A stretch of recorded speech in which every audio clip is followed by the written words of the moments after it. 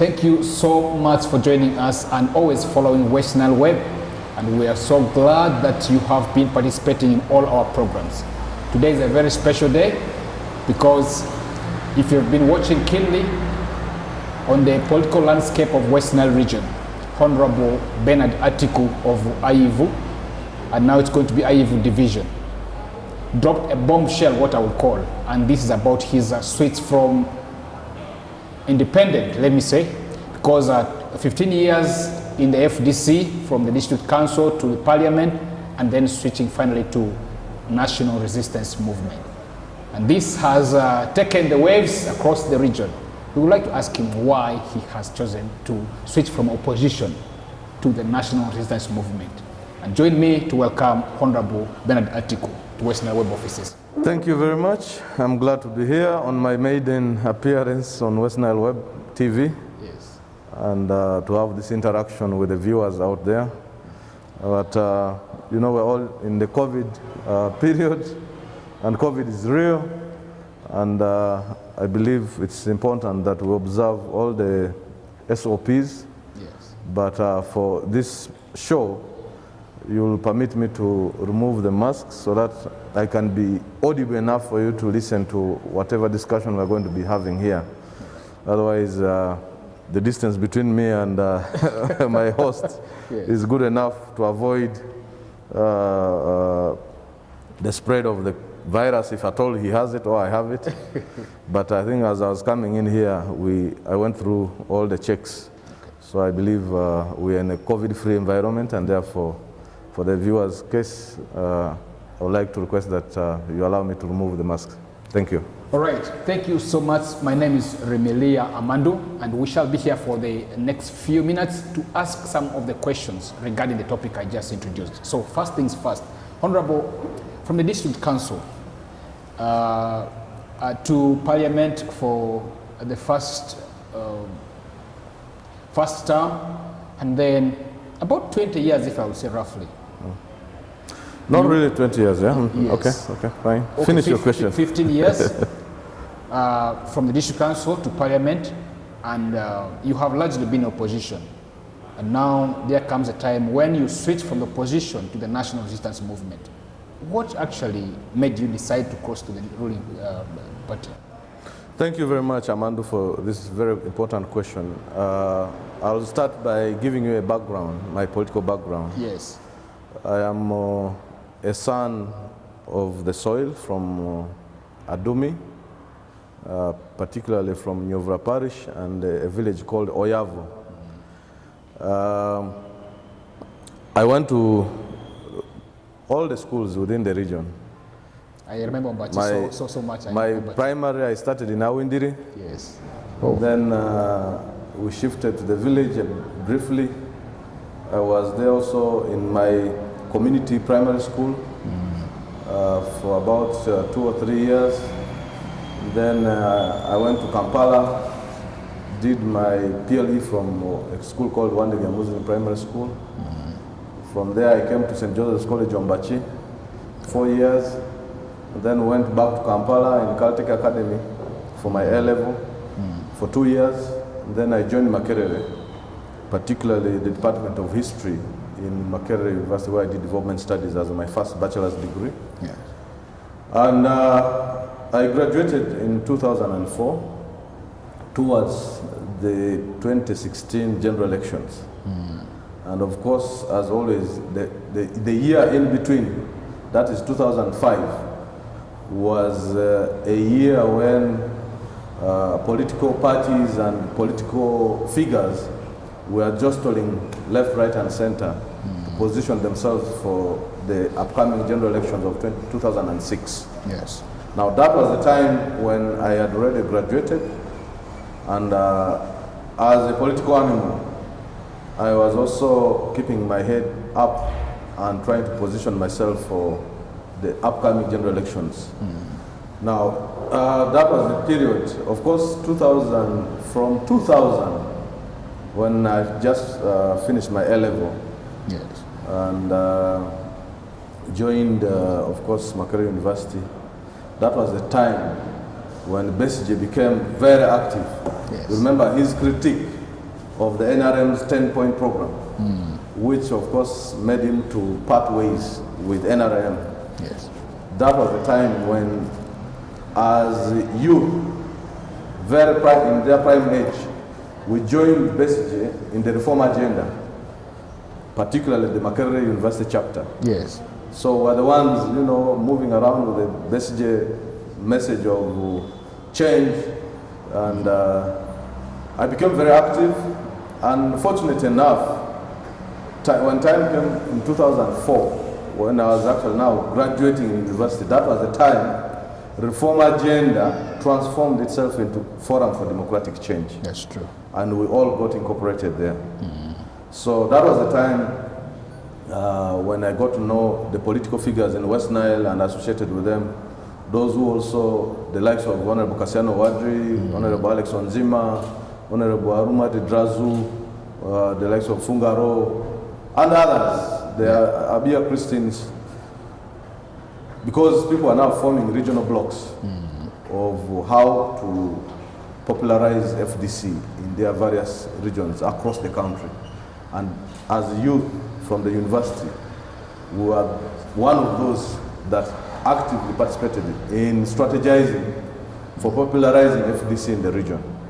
The likes of my friend, Honorable Godi, yes, who eventually became, in his first shot, when we came, of course, made it. So we embraced FDC, we came on ground, we started our work to popularize the party, and when I came in, when I reached the FDC offices, of course I introduced myself, and eventually I was a new face. We were all new faces, yes, but there were already people who had established the FDC structures and also offices within Arua and West Nile. So I had to introduce myself as a student, of course, and an activist from Reform Agenda, and a youth member of FDC or Youth League. Yeah. So that's how I joined FDC, but on declaring my ambition to contest for position of Member of Parliament. But of course, when we were in Parliament, we had a meeting in the committee room of one of the committee rooms in Parliament. Yes. Where the Honorable Kasianos and Onjimas were together, and my first ambition was to come and contest in the Arua municipality. Okay. But we had about 10 people who all want to be here.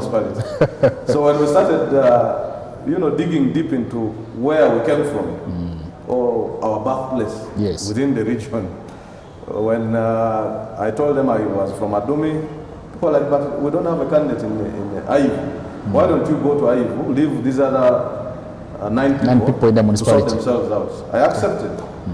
So when I came to Arua, I came with the mindset that I was going to contest in Aivu. Yes. But on consulting further about the political terrain, as a new entrant, to do some research, and the people I met told me, no, the political terrain here has been taken over by the Honorable Minister, that is Honorable Zoe Bakoko Bakoro, yes, and Margaret Angufiru, who were already front runners. Even when the likes of late Honorable Dikinyai were also in the race, the late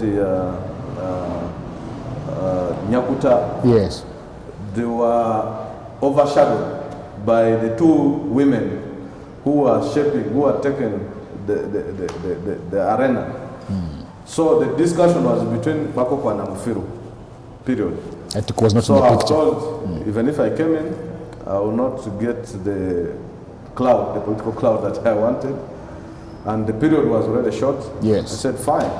What do you advise? I'm here to serve. Ready. Whether I'm not a candidate or I'm a candidate, I would like to get into the political space of Arua and see in future, or at least expose my capacity and expertise and knowledge. And never know in future people will identify with me. So I think to me it was a wise decision to go in that direction. And when I humbly accepted the advice, we looked around on which candidate we would ally with. And I think eventually the FDC chapter in Aivu chose to identify with Margaret Angufiru, Honorable Margaret Angufiru. And they cleared me to work with her. Okay. And a job that I did, if it was not because of me, actually Angufiru would not have gone to Parliament. Oh. So I deployed all the skills that I wanted to deploy for myself for her. And eventually worked it out. She made it. I was among the key strategies for vote protection. And we did it across Aivu. But to me, this was an opportunity to get to understand the political dynamics of Aivu, the dynamics of the politics in the region. And many times I got a chance to speak to the audience, to the people who had been mobilized. And it was during these rallies that people started asking questions. Why this candidate, this surrogate of Margaret Angufiru is actually more knowledgeable on the political issues of Aivu than the candidate herself. That's it. So we said, no, this is our candidate, let's vote for her. You never know what the future brings. Sure. So eventually, already people are beginning to identify me. But eventually, when my colleagues saw me in the meetings giving ideas, they said, no, but I think you have potential. We don't want to lose this political period. We now want to give you a challenge. Go to Adumia and contest as a district councillor on FDC ticket. We have somebody there, a strong NRM, who has been there for many years. If you can remove him, we will be glad. Then we will know that we have somebody we can rely on. Okay. So eventually, of course, we're talking about Honorable Atiku, my uncle. Yes. And we, of course, when the time came, I nominated as FDC and won the elections. When the time came for the elections, and when I came to the district council, which was predominantly NRM, of course, at that time it was Maracha, Terego, Madiokolo, Vora, and Aivu, and Arua municipality. That's true. A very huge district with almost 80% of the councillors NRM. But because that was the first time FDC was participating in a general election, I remember I think we were about 7 councillors who made it to the district council. And I quickly had to assert myself. Of course, having had the ambition of Parliament, when I went to the district council, I said, I think I need to position myself also in the district hierarchy. Where you can be heard. Exactly. So when the time came for electing the speaker of the district, I put in my interest. I said, I'm here, I also want to contest for the speakership. I put in my credentials. It was one of the high-end CVs in the district council. And they gave us the platform to campaign. By the time the elections were done, I was tied at the second position with the Honorable, it was Honorable Tere from the female councillor for Pajulun then. Yes. And there too, of course, when we tied for the second position of deputy speaker, it became now, of course, Ajat Anifa won the race. The speakership. Then those of us who came close were tied in terms of votes. So they again subjected us to another vote. They are now, the NRM knew. There was already a threat. They even started asking questions, who are these NRMs who have voted for this opposition? But eventually, after the intimidation, they told the party line and voted for their candidate. That's true. But I did not come out empty-handed. When the time now came for electing committee chairpersons, I was given unopposed the position of chairperson social services. They said, I think this is where you can fit. And all of them, NRM, FDC, they supported me. Be here. And for 5 years in the Arua District Council, from 2006 to 2011, I served in that position. I left a very clean record with an ordinance, a district ordinance, I mean 2 ordinances actually, Arua District Education Ordinance and then the Hygiene and Sanitation Ordinance in the health sector, with many other projects that we did in the district. Now, the beauty of my acceptance to serve in the district council gave me an opportunity to get first-hand experience of the kind of politics that we need to do. Because I was able to interact with NRM, head-on. Yes. And sit with them in the meetings to discuss development issues and also take decisions, and sometimes win and lose. So the dynamics of politics that I practice is that of listening and also accepting defeat where necessary, or a win and celebrating together with others. Sometimes when people win, you want to rub it in the face of the loser, but that's not it, because politics is here for life, and we're here as the temporal objects who come in, or subjects who come in and go. So really, the foundation that I laid in the district council, when I put in my bid for member of parliament, for Atiku now this time round, yes, I had support from all over. I had volunteers. I had people who were giving me free advice across the political divide. Those in NRM, those in opposition, everybody came and embraced me, even when I identified with FDC. Yes.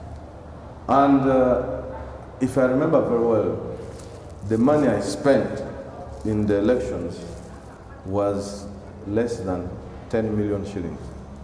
Unbelievable, but less than 10 million shillings. I didn't know who printed for me the posters. Every day I would be going for rallies. Somebody would say, you come to petrol station, this, and we'll put for you fuel. Come and fuel. Then there's some 100,000 here, you prepare, use it for preparing lunch. And with the family support, when you cost everything, of course, the material, the moral support, it can be hundreds of millions, but the hard cash. That came from your pocket? Not even from my pocket. No. But I'm telling you this, I don't remember having a budget in my first bid for parliament. Oh. And that's the reason why I chose to serve the people. For the time I've been in parliament, I had to put in place what we call Atiku Education Promotion Fund, which has educated so far over 100 children. Others are now in tertiary institutions. Others have finished. I had to save the money Parliament gives to us for constituency development management. Yes. Of course, I was using part of the money for renting an office. There are members of Parliament, for the time they have been in Parliament, have never established constituency offices. But they are given money for that office. So I saved mine. I was able to use it for building the 230 million house constituency office now at Ondoparaka, yes. And people kept saying what I was doing. Of course, not mentioning the fundraisings in churches, in schools, other community engagements, and many other government projects that we have lobbied. When you see that building, the Arua Regional Referral Hospital, storage building, the first storage building in Arua Regional Referral Hospital. Yes. It's part of my work. I'm proud to associate with it.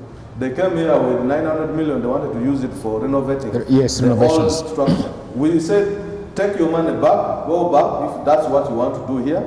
This building was condemned, so better go back with your money. We don't want you to renovate this. And eventually they went back and, they thought the idea, and 900 million, we said, you start something bigger. And today when I see that storage building, I'm very happy. Moni University. Yes. I was the chairperson of social services. When Gulu University, Chancellor and the team came with the expectation that they were going to establish a constituency college in Arua. That was the time when my predecessors, members of parliament, had already had a discussion at the national level to say, we want a university of our own in West Nile. We no longer want Gulu University. It has taken them over 10 years to come and establish the constituency college. Yes. So we no longer need one, and I was privy to that information. Because when we went to Gulu for a regional workshop, organized by the Pinsa Group, where PRDP, the first PRDP document was launched, one of the aspirations of the people of West Nile was to have a university of their own. So having been privy to that information, when the Gulu team came, Chairman LC5, Honorable Ferwa, was annoyed. He didn't want to meet them. And he delegated them to me. I had to sit with them in heritage courts. I listened to what they had come to do. I said, thank you very much for coming. We are happy for finally coming through, but we have also made strides or inroads with the government to get our own university. And we are working on that. And should we fail on this side, we shall come back to you. But for now, our efforts are in getting our own university. Yes. So diplomatically, I was able to, just brush them aside. Yeah, talk to them, and then they left and went. A week after, I saw Professor Christian Branzois. There's another gentleman called James Lagoro. Yes. And Reverend Father Epiphany Picho. Picho, yes. They came to me. They actually came to the chairman LC5 for a courtesy call. And Chairman LC5 handed them over to me and said, this is the Chairman of Social Services. Of course, I was working as chairman, but also doing much more than looking at the workload in the two sectors, education and health. Yes. I was almost full-time at the district headquarters. So the task force that had been constituted by the president came to me. I listened to them. They gave me their terms of reference. And one of them was to get a piece of land, to get an office space, and to work with the district council to identify those pieces of land and hand it over to them to start work. Wow. I said, you're welcome. And we started, we got them an office which they were able to rent. As you go to Voice of Life up there, there's a building there. Yes. We started by looking at which lands are available. We went to Madiokolo. There's a refugee camp up there. I don't know what it's called, but up in Madiokolo, up there we went. I've reached up there. There's a very huge chunk of land, over 500 acres, I mean hectares. Then we came to Muni. There was 132 acres. Then there were other pieces of land in Yumbe, in Koboko, in Moyo. So we said, these others, which in other districts, I will link you with those leaders there, and then you follow it up. But for the ones of Arua, these are the ones available. Yes. So you can choose where to start from. And then there was this piece of land also, the former court hall. Then there was the one in Ombachi. The one of Ombachi, we had already allocated it to Nile University. That's true. So we left that one, but we gave them the court hall and the Muni University. And we prepared the motion and presented to council. Council gave them permission. We went to the council of Muni NTC. Yes. They gave them permission to take part of the land. And where Muni University is seated today, I am very proud to see those structures. So with these all projects, within the 5 years, going through my hands, people were able to believe in me and said, I think this is the right person.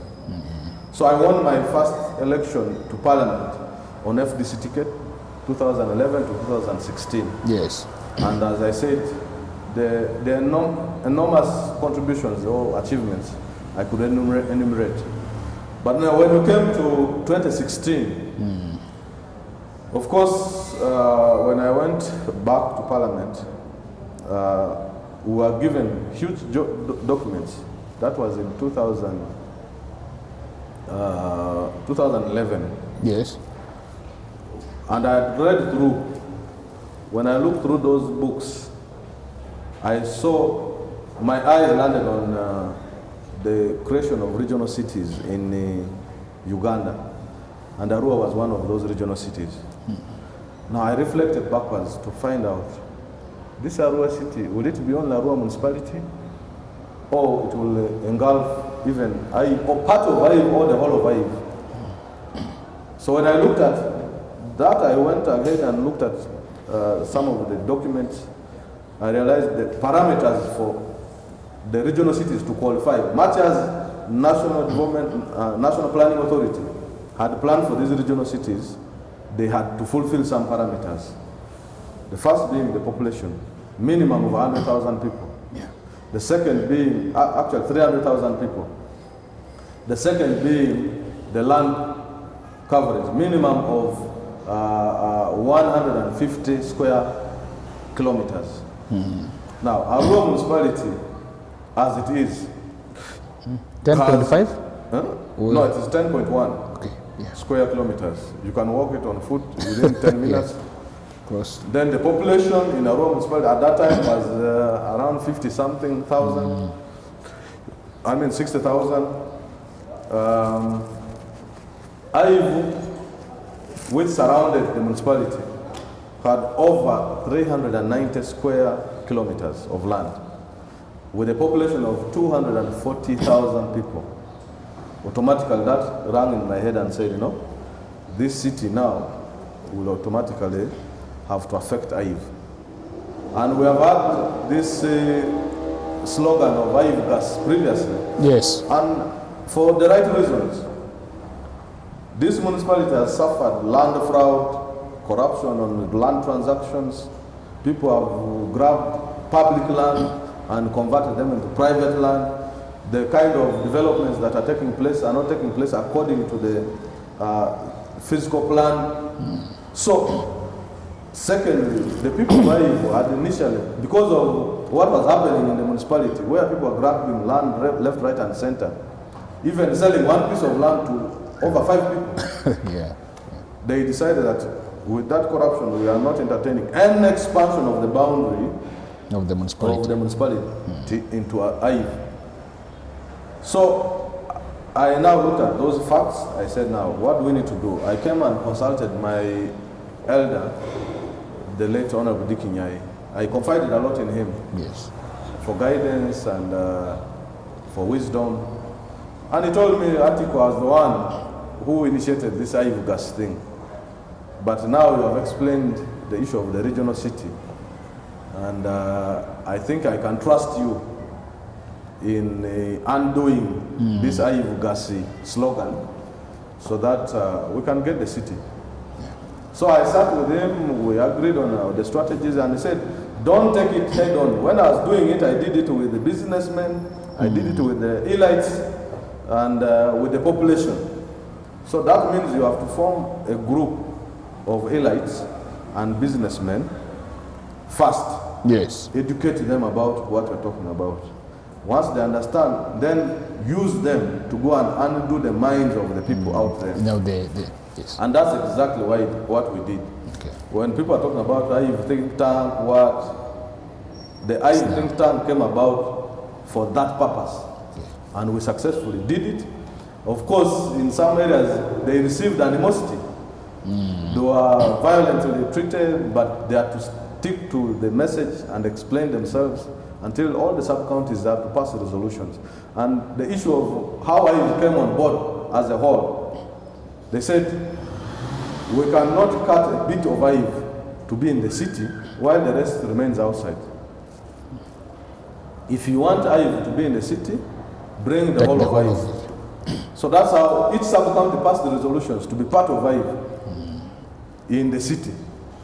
And when you look at all the regional cities that were passed, actually it is Arua with the biggest land coverage. It is Arua with the biggest population size. And to me, those have economic benefits. Kampala, as it is originally, is very small. But now Kampala has grown into Wakiso, up to Mukono, and the people are struggling to expand the boundary of Kampala for territorial and legal and political control. But the authorities in Wakiso have resisted. The authorities in Mukono have resisted. Why? Because each of them is also saying we can now also be cities of our own. So that's why Wakiso is going to be given a city of its own. Mukono eventually also will be given a city of its own. And for us as Aivu and Arua city, we are well positioned to address the future needs of population and the land.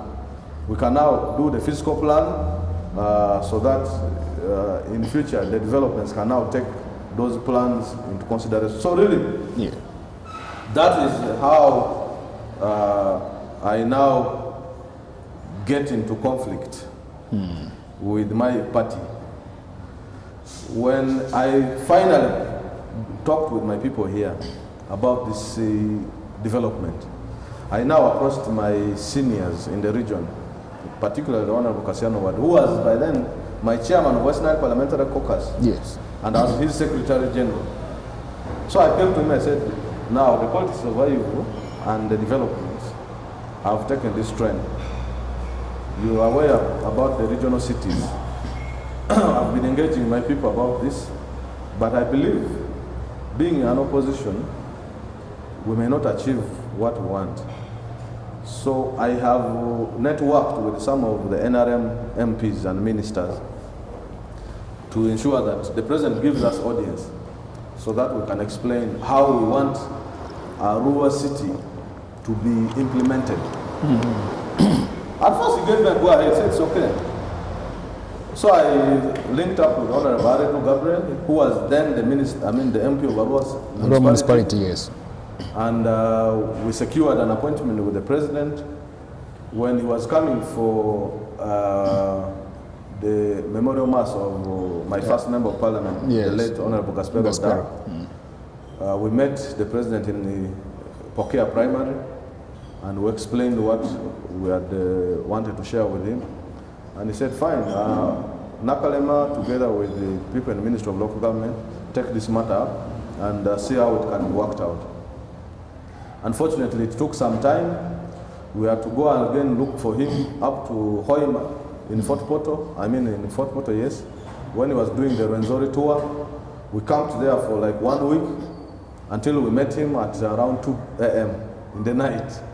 Oh. And we told him, hey, Mr. President, we had finished all the paperwork, but unfortunately the Minister for Local Government has not come through. And he told us it is only through you that we can get this done. So he called Adolf, the then Minister of Local Government. Yes. Said, Adolf, what has happened? I've given instruction. So Adolf said, no, you know, the issue of cities and counties, because in our appeal, we had said let Aivu and Arua municipality be merged together, yes, and then split them into 4. Now, this would give Arua city 4 divisions, because we had initially carved part of Vura sub-county, yes, and the Gia sub-county were carved to be part of Arua city, yeah, to form Arua South division. Then we had split Arua municipality and Aivu in such a way that we gave them equal number of population and land size, so that in the future resources are allocated equally for them to enable development. So that the president now directed Adolf. Of course, Adolf has said now electoral commission says we have run out of time, we cannot organize or split the constituencies. Yes. But the president said, you look around and see how you can create these constituencies and also the cities. So we came and worked it out with Adolf, and eventually we were able to pass the counties. When now the matter reached the city, we now started seeing the ugly head of the politics in the West Nile, and particularly Arua, where people practice politics for self-interest and selfish political agenda.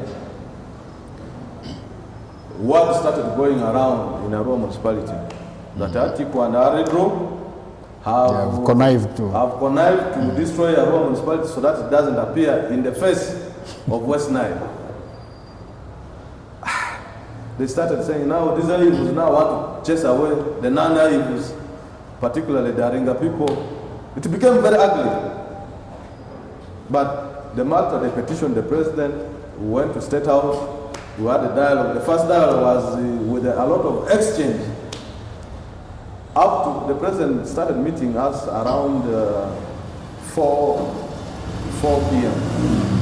But the meeting ended at 3 a.m.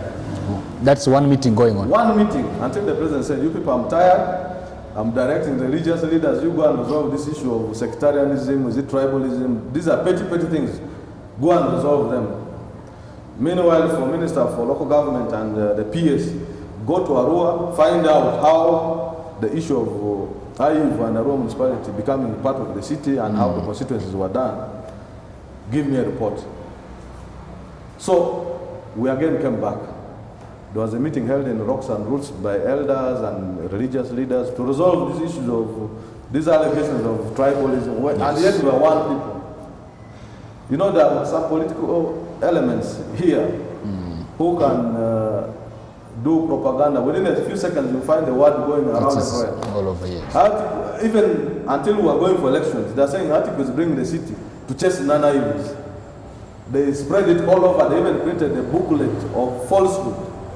But I had to go in there and explain to people what a city means and what you need to do to survive in a city environment.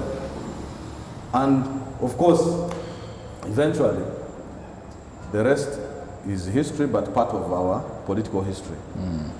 We went back, the president were able to now say, okay, if that is it, the people of Arua municipality don't want it to be merged with Ivan to create equal size of divisions that will give us the benefit to, equitably distribute the resources. Fine. Let Arua municipality remain as it is. IUV also remain as it is, but split IUV into two. And that is the pursuit. So when we went back, we now started passing the motions. The counties. When the minister brought the motion for counties, we passed. They brought the motion for districts, we passed. That's how the likes of Obongi, Madio Kolo, Pakwach district eventually became districts in the West Nile. Then when we passed the municipalities. When you go to Koboko municipality was part of our work. Okay. People don't know these things. Sometimes by the time things become national, there are some people who go in the trenches to do the work. And that is something that I started. So when we see Koboko municipality, it's part of my work. Nebi municipality, it's part of my work. Paida municipality is yet to come up. Ajumani municipality is also supposed to come up. These are part of the work that we did, for which locally here, I was slandered, painted all sorts of pictures, but at the regional level, when I went to Parliament, we were 21 MPs. But by the end of the 9th Parliament, we had created a position for MPs in Zombo. We had created a position for MPs in Pakwach, in Koboko, in Maracha, in Terego, in Madio Kolo. You can count. In Ajumani, from 21, our number increased to 33. Now, as we are moving into the 11th Parliament, believe me, we are going to get more MPs. In Arua City itself, we are going to get 2 more MPs. IUV East, IUV West, City Woman MP. We are going to get another woman MP in Madiokolo, another woman MP in Terego, another woman MP in Terego, another MP in Aringa. How many are those? So closely, we are now actually going to have 40 members of parliament. We have doubled our political representation in West Nile in the Parliament of Uganda from 21 to over 40 within a short period of time, but with work that had to involve a lot of brain work, a lot of sacrifice, where you had to put your back to be stabbed by others, but knowing the bigger picture that will yield political benefits and dividends.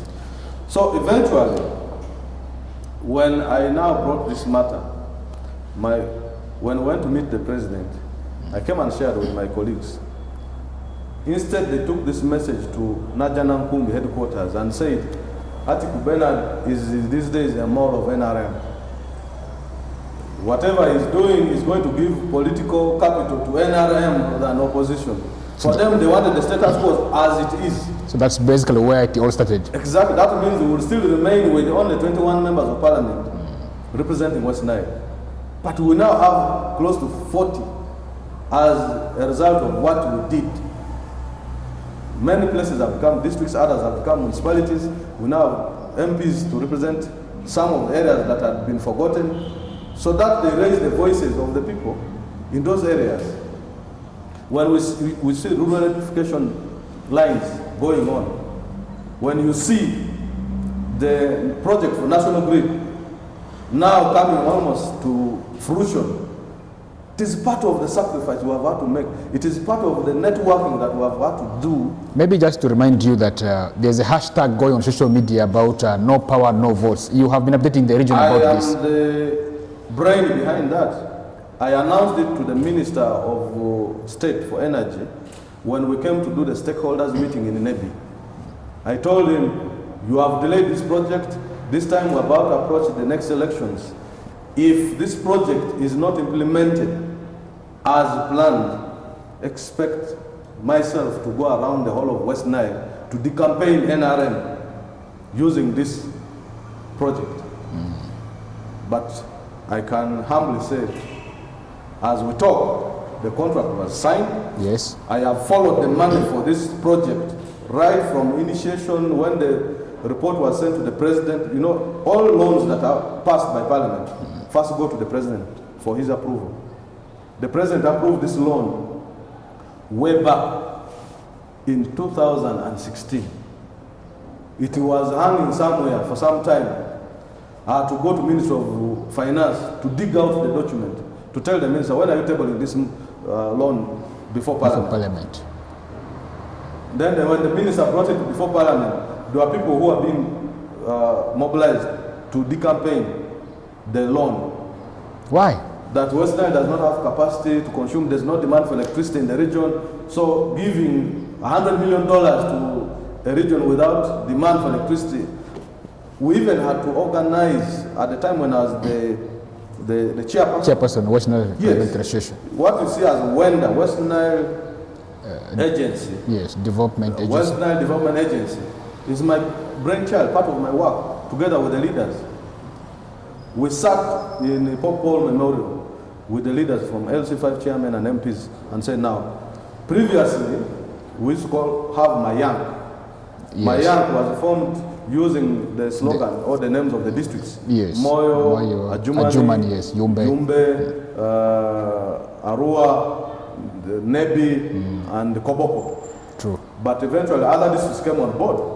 So we said, now this is Mayank, if we are to go by it, then we will leave out the new districts. Yes. So the best is let us adopt West Nile Development Agency.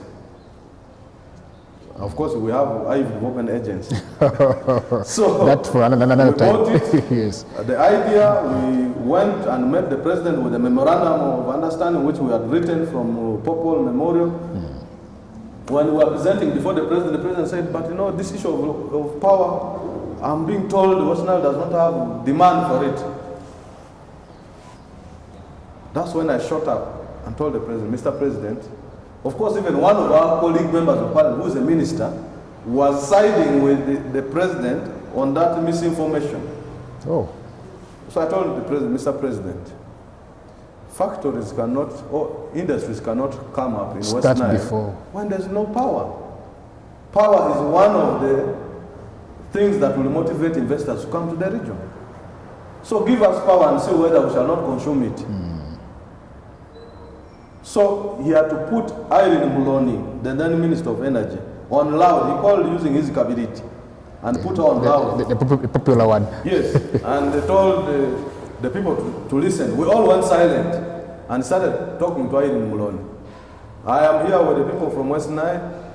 They have told me the issue of power, and you have been telling me that there's no demand. Or when you send 132 kV capacity, maybe the power will blow the electricity wires and what have you. So what is the issue? Then Irene started explaining, Your Excellency, we have already acquired a loan, this and that. And I said, no, you explain to me, because the notion here has been that there's no capacity for yes. When people heard it from Irene, so the president gave a directive and told Irene, please expedite the process of connecting West Nile to the national grid. I don't want to hear any stories anymore. That's when I started following the loan.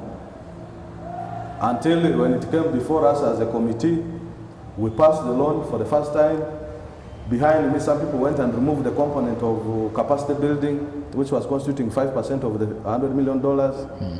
Then when the information reached the World Bank, they said, we are not giving you the money if you don't have the component of the capacity building.